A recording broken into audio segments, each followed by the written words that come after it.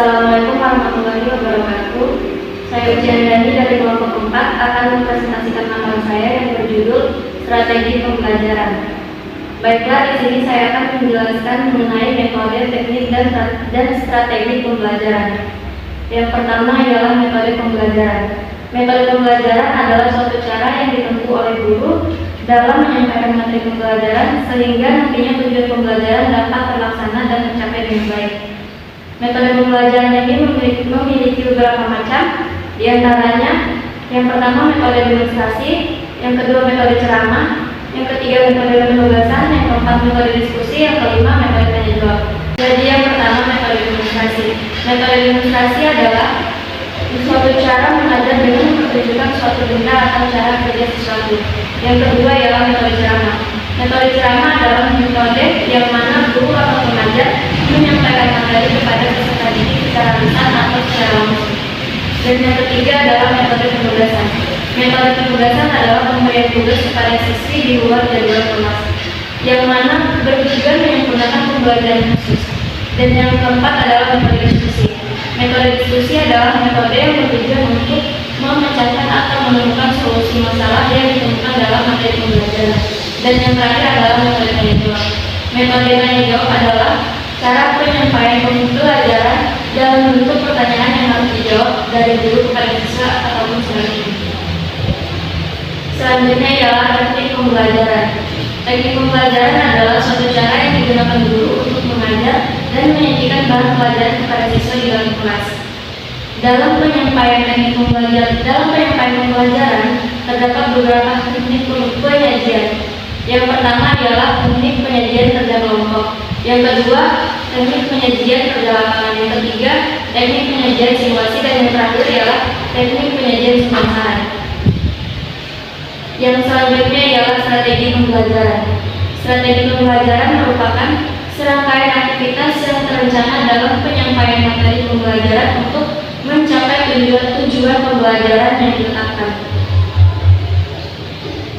Strategi pembelajaran memiliki beberapa jenis, diantaranya ialah strategi pembelajaran ekspositori, yaitu strategi pembelajaran di mana guru memiliki peran yang dominan, sedangkan siswa cenderung menerima dan mengikuti apa yang disajikan oleh guru. Yang kedua ialah strategi pembelajaran kooperatif, yang mana strategi pembelajaran ini menetapkan siswa dalam kelompok-kelompok kecil yang terdiri dari 5 sampai 6 orang. Setiap kelompok akan mendapatkan tugas masing-masing dari guru untuk dikerjakan bersama-sama. Yang ketiga adalah strategi pembelajaran afektif. Strategi ini menekankan pada pembentukan sikap yang positif kepada siswa dengan cara menghadapkan mereka pada situasi yang mengandung konflik atau situasi yang problematis. Dan yang terakhir adalah strategi pembelajaran kontekstual. Strategi pembelajaran kontekstual atau contextual teaching adalah suatu strategi pembelajaran yang menekankan pada proses keterlibatan siswa dalam menemukan materi yang dipelajari dan menghubungkannya dengan peristiwa atau permasalahan dalam kehidupan nyata.